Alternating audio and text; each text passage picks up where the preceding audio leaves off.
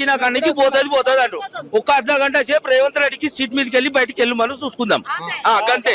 ఇది అమ్మ అప్పటి నుంచి లేదు, ఇప్పుడు ఎందుకు ఖాళీ మూసనది పార్కుల పోటీ అమ్మ ఏమన్నా వస్తున్నాయి పైసలానికి ఏమన్నా ఇళ్ళకెళ్ళి ఒక్క అర్ధ గంట సేపు సీఎం మీదకి వెళ్ళి సీట్ పక్కకి జరగమని చెప్పు, ఏమున్నదో చూసుకుంటాం. మొట్ట మా ఇల్లు పోతేమా నేను పోతేమా అంతే, ఒకటే పని.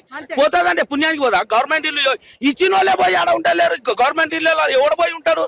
ఈడ పుట్టి ఈడ పోయి ఎక్కడో ఇస్తానంటే ఎవడు ఉంటుండు? ఏం చేసి ఇచ్చిండు? ఇల్లు ఖాళీ ఇట్లా ఫ్లోరింగ్ చేసి ఇచ్చిండు, అలా పోయి 2 లక్షలు అవుతున్నాయి. ఇప్పుడు పోయి ఇల్లు కట్టుకోవాలంటే తలుపు లేదు, ఏం లేదు. అలా మనమే తలుపు తీసుకోవాలి, మనమే తీసుకుపోవాలి. ఎందుకు ఆ కేసీఆర్ ఇల్లు మాకు అవసరమే. ఏది ఇందిరమ్మ ఇల్లు వద్దు, ఆ అమ్మ ఇల్లు వద్దు. నాకు నా అమ్మ ఇల్లే నాకు కావాలి, ఆ అమ్మ ఇల్లు వద్దు నాకు.